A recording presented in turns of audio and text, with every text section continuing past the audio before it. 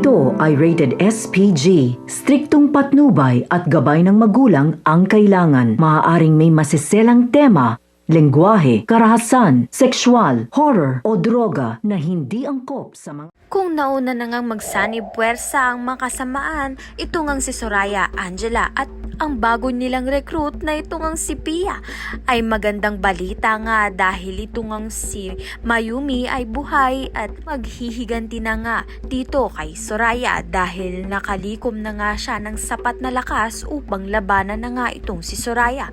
Kaya naman nga't magsasanib puwersa na nga rin ang mga kabutihan.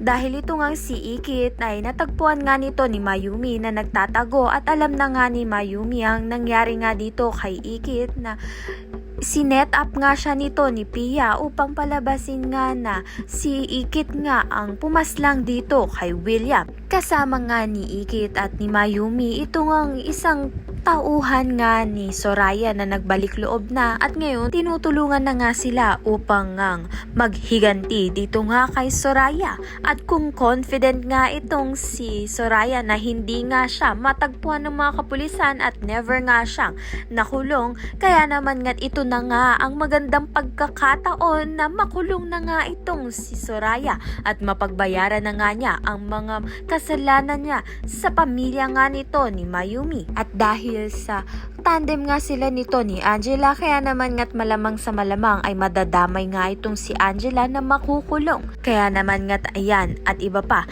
ang dapat nating pakaabangan. Maraming salamat sa iyong panonood.